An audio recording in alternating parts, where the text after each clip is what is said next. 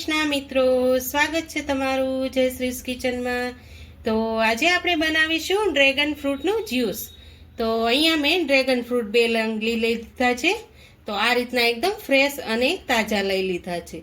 અત્યારે ચોમાસાની સિઝનમાં તો ડ્રેગન ફ્રૂટ બહુ જ મળે છે અને આનું જ્યુસ પીવાથી તો આપણને શરીરમાં તાજગી અને તાકાત રહે છે। તો ચાલો આપણે તેનું જ્યુસ બનાવવાનું શરૂ કરીએ। તો હવે અહીંયા આપણે પહેલા એક ડ્રેગન ફ્રૂટનું કટિંગ કરી લઈશું। તો આ રીતે આપણે પહેલા 2 ભાગ કરી લઈશું। તો જો એકદમ સરસ આપણે ગુલાબી કલરના ડ્રેગન ફ્રૂટ લીધા છે। તો હવે એને આ રીતે આપણે કટ કરી લઈશું જેથી આપણે છાલ ઉતારવામાં એકદમ સહેલાઈ રહે। તો આ રીતે આપણે બીજા ડ્રેગન ફ્રૂટના પણ કટિંગ કરી લઈશું। તો અહીંયા આપણે બધા જ ડ્રેગન ફ્રૂટ 2 લીધા હતા તેના આપણે કટિંગ કરી લીધા છે। તમે જો આ રીતના કટિંગ કરી અને ઉપરથી તમે હંચળ પાવડર એડ કરીને ખાશો તો પણ ચાલે અને વધારે હેલ્ધી ખાવા માટે આપણે તેનું જ્યુસ ખૂબ જ ફાયદાકારક છે। આપણને જો લોહીના ટકા ઓછા હોય ને તો આ ડ્રેગન ફ્રૂટનું જ્યુસ પીવાથી આપણા લોહીના ટકાવારી પણ ખૂબ જ વધે છે અને આ જ્યુસ એકદમ સરસ હેલ્ધી હોય છે। તો ચાલો આપણે જ્યુસ બનાવવાનું શરૂ કરીએ। તો અહીંયા મેં મિક્સર જાર લઈ લીધું છે। હવે તેમાં આપણે ડ્રેગન ફ્રૂટના કટિંગ કરેલા લઈ લઈશું।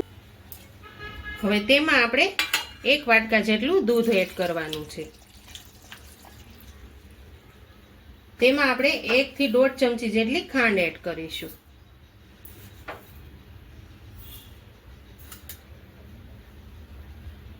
થોડાક આપણે બરફના સ્લાઇસ એડ કરીશું।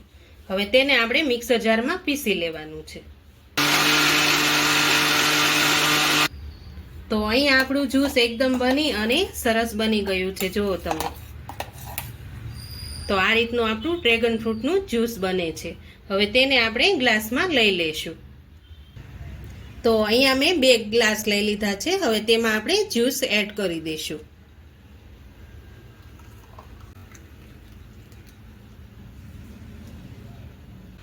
તો તૈયાર છે આપણું ડ્રેગન ફ્રૂટનું જ્યુસ।